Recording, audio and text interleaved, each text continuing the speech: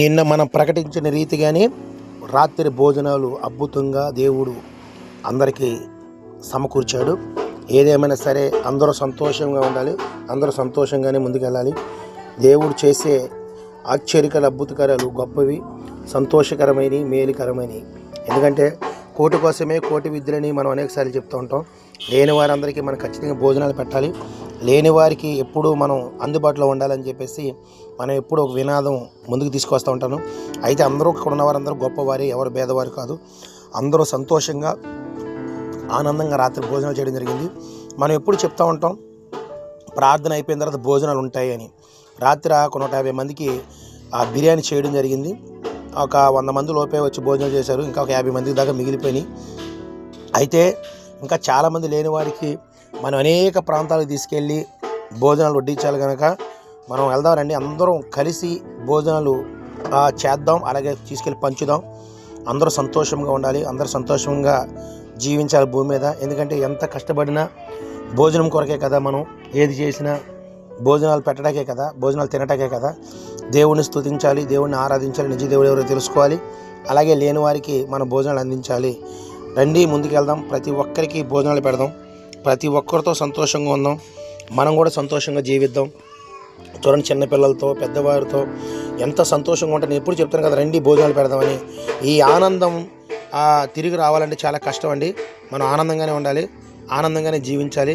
చాలామంది గొప్పవారు పెద్దవారు వచ్చి ఈ భోజన కార్యక్రమంలో కూడా పాల్గొన్నారు. చూడండి ఎంత సంతోషంగా పిల్లలు పెద్దలు అందరూ కూడా ఆనందంతో. ఎందుకంటే ఆ భోజనం చేసే టైమే కదా మనకు ఉండేది. ఆ భోజనం చేసే టైంలో మనం అందరూ సంతోషంగా ఉంటే ఎంత బాగుంటుంది కదా, ఎంత ఆనందంగా ఎంత సంతోషంగా ఉంటున్నారు. ఈ ఆనందం మీకు కూడా కావాలా, ఈ సంతోషం మీకు కూడా కావాలా?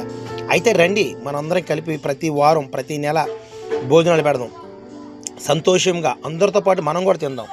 వాళ్ళే కాదు, వారితో పాటు మనం కూడా భోజనాలు చేద్దాం. అందరూ కలిసిమెలిసి ఉందాం. ఏదంటే కోటి కొరకే కోటి విద్యలు. ఎంత గొప్పవారైనా ఎలాంటి వారైనా ఈ భోజనాల కొరకే మనం ప్రయాసపడతాం. ఈ భోజనం లేకపోతే మనం కూడా లేవండి. ఎందుకంటే ఎంత సంపాదించుకున్నా దేవుడు మనల్ని ముందుకు నడిపిస్తాడు కనుక దేవుడు చేసే అద్భుతాలు ఆశ్చర్యకార్యాలు గొప్పవి కంటికి కనపడవు, చెవి కనపడవండి. ఏది ఏమైనా సరే దేవుడి మందిరంలో మనం అందరం సంతోషంగా ఉన్నాం. అలాగే ఎలాంటి వారికైనా భోజనం ముందు, పెద్దవారైనా చిన్నవారైనా ఎవరైనా భోజనాలు పెట్టడమే కదా మనకు కావాలి, భోజనాలు తినడమే కదా మనకు కావాలి. చూసారు కదా ఎంత ఉల్లాసంగా ఎంత సంతోషంగా ఉన్నారో. చూసారా, మేము ఎందుకు క్యూలో నిలబడాలి అనే కాకుండా రాత్రి ఆల్రెడీ 10:30 అయిపోయింది. ఈ 10:30 టైంలో కూడా అందరూ సంతోషంగా భోజనాలు చేస్తారంటే ఎంత గొప్ప విషయం. టైం చూసుకోరండి, ఎందుకంటే 10 అయిందా 11 అయిందా 12 అయిందా అనేది కాదు, కానీ అందరూ కలిసిమెలిసి భోజనాలు చేయడం అనేది చాలా గొప్ప విషయం. ఈ సంతోషం మీకు కూడా కావాలంటే మమ్మల్ని వెంబడించండి. మనం చేస్తున్న సోషల్ సర్వీస్ ద్వారా అనేక ప్రాంతాలు తిరుగుతాం. ఒక్క ప్రాంతమే కదండి, ఇప్పటికీ మేము పెడుతున్న సువార్త సభలో 23వ సువార్త సభ చాలా అద్భుతంగా జరిగింది. ఇది చూసారా, స్టేజ్ వేసి, అలాగే ఈయన గారే అన్నగారు చాలా ప్రయాసపడ్డాడు, చాలా ఖర్చు కూడా పెట్టడం జరిగింది. ఖర్చు పెట్టడమే కదా, ఆయన కూడా దగ్గరుండి చూసారా నీళ్ళు వడ్డిస్తున్నాడు, అలాగే భోజనాలు వడ్డిస్తున్నాడు, అలాగే కూరలు వేస్తున్నాడు. నాకెందుకు అనుకోలేదండి, ఆయన ముందుకు వస్తూ ఉన్నాడు, ముందుకు వచ్చి అనేకులకి మేలుకరంగా చేస్తూ ఉన్నాడు. చాలామంది ప్రయాసపడ్డారు, ఒకరు కాదు. డబ్బులు ఎవరు ఇచ్చారనేది కాదని నేను ముఖ్యం. ఎందుకంటే కొంతమంది సహాయం చేసేవాళ్ళు ఉంటారు, కొంతమంది హెల్ప్ చేసేవాళ్ళు ఉంటారు, కొంతమంది పరిచయం చేసేవాళ్ళు ఉంటారు, కొంతమంది డబ్బులు ఇచ్చేవాళ్ళు ఉంటారు. మనం అందరం కలిస్తేనే ఏదైనా చేయగలం, కానీ ఒక్కరు ఇద్దరు ద్వారా అయితే మనం ఏమీ చేయలేం. అందరూ కలిసి ఉంటేనే కలదు సుఖం.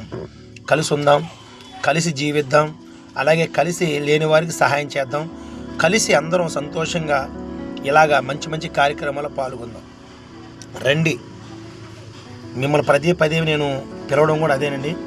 మీరు రావాలి, అందరూ సంతోషంగా మనం ముందుకు వెళ్ళాలి. ఒక్క పూట భోజనం అందరూ కలిసి ఎంత సంతోషంగా ఉంటుంది కదా. ఈ సంతోషం మీకు కూడా కావాలైతే ఖచ్చితంగా రండి, అందరికి కలిపి చేద్దాం, అందరికి కలిసి చేద్దాం. దేవుడు నిజంగా మంచి వాతావరణం ఇచ్చాడు. నేను చాలా ఆనందంగా ఫీల్ అవుతున్నాను, ఎందుకంటే అందరూ కలిసి ముందుకు వెళ్ళడం, అందరూ కలిసి ఇలాగ భోజనాల్లో పాల్గొనడం నాకు చాలా సంతోషంగా ఉంది. ఎందుకంటే ఈ ఒక్క ధన్యత ఎవరికో కానీ రాదండి. సంతోషంగా ఉన్నాం, సంతోషంగా ముందుకు వెళ్దాం.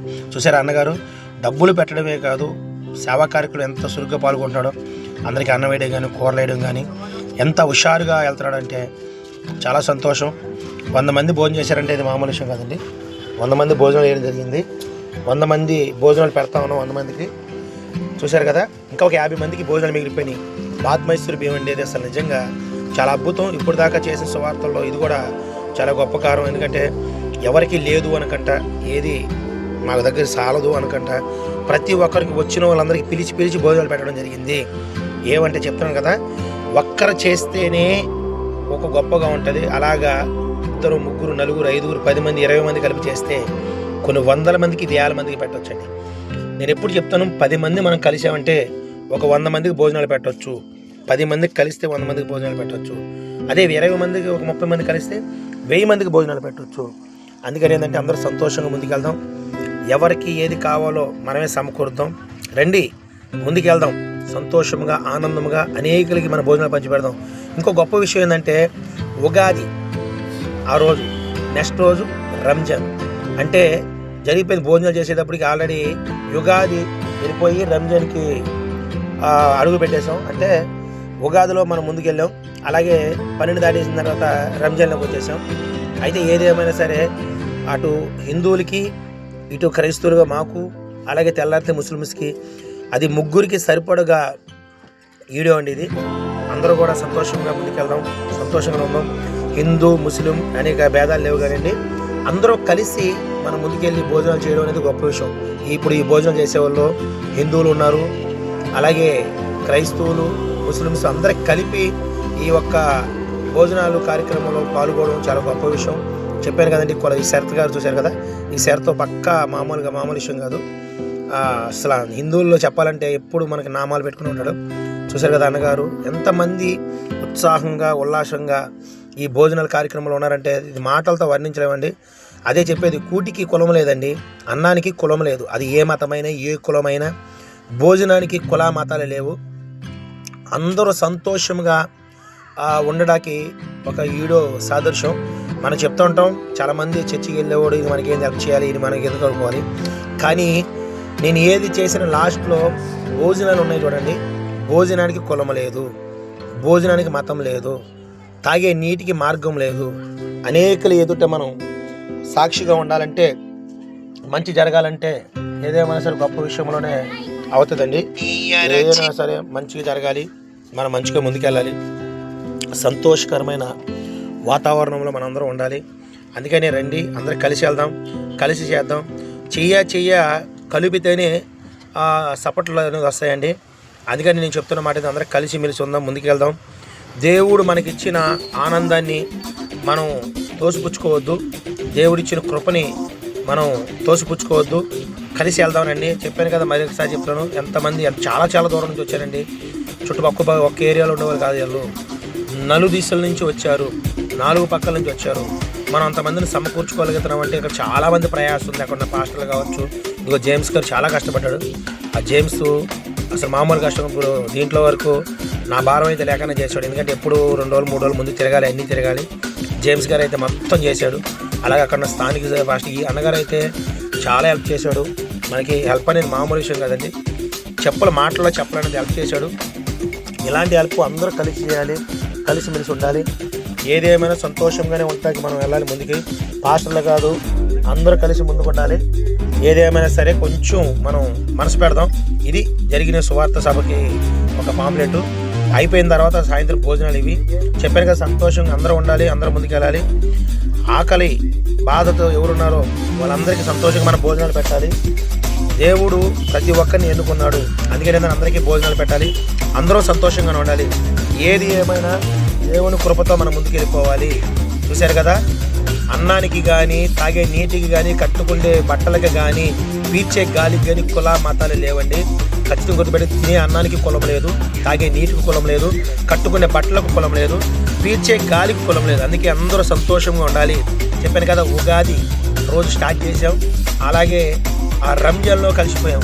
ఉగాది రంజాన్ అలాగా ఈ మధ్యలో ఈ సువార్త సభని మేము ఏర్పాటు చేయడం జరిగింది. అందరూ సంతోషంగా, ఎందుకంటే అంతా అయిపోయిన తర్వాత ఉగాదికి సంబంధించిన వారు వచ్చారు, అలాగే క్రైస్తవులు వచ్చారు, అలాగే ముస్లిమ్స్ కూడా వచ్చారు. అందరం కలిసి మేము భోజనం చేయడం చాలా సంతోషంగా ఉంది. ఈ సంతోషం మీకు కూడా కావాలి. చెప్పాను కదా, ఏ కుల మత భేదాలు లేవు. ప్రతి ఒక్కరూ తినే తిండిలో మనం పిలిచే దాంట్లో ఆహ్వానితులే. ప్రతి ఒక్కరు సంతోషంగా ఉండాలి, ప్రతి ఒక్కరూ ఆనందంగా ఉండాలి. చెప్తున్నాను కదా, కుల మత భేదాలు అయితే మన మధ్యలో లేవండి. అసలు అవి పెట్టొద్దు. కుల మతాల గురించి మాట్లాడొద్దు, భేదాల గురించి మాట్లాడొద్దు.